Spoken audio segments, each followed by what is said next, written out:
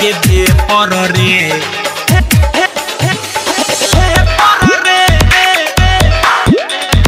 मरले बारात हे पर रे।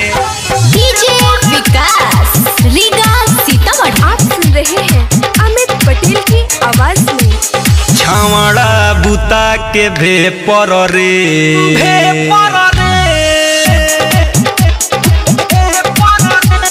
छावड़ा बुता के भे पर रे मरले बारात हे पर रे छावड़ा बुता के भे पर रे मरले बारात हे पर रे।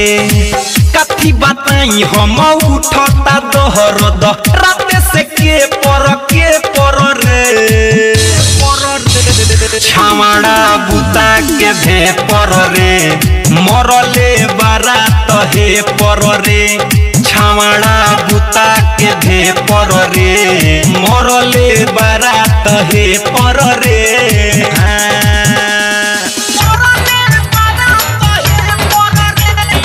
Presented by Lovely Films Production। DJ Vikas Riga Sitamarhi.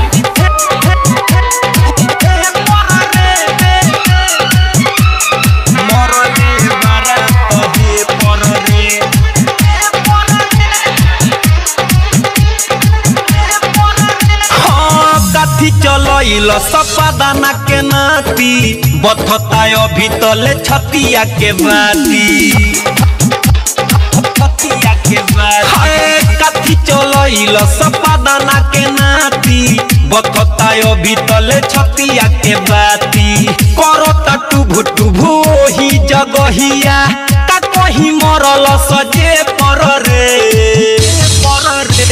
Chhawra बुता के भे पर रे मरले बारात हे पर रे छावड़ा बुता के भे पर रे मरले बारात हे पर रे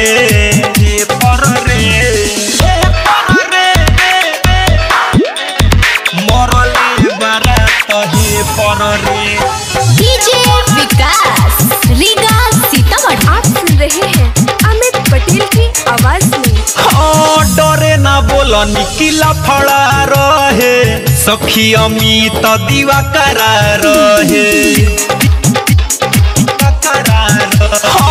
डरे ना बोल निकिला फड़ा रहे सखी मुकेश दीवा करा रहे चोली के चोर चोर फरले है बाटे सखी समझिए के पेपर रे छावड़ा बुता के भे पर रे मरले बारात हे पर रे छावड़ा बुता के भे पर रे मरले बारात हे पर रे।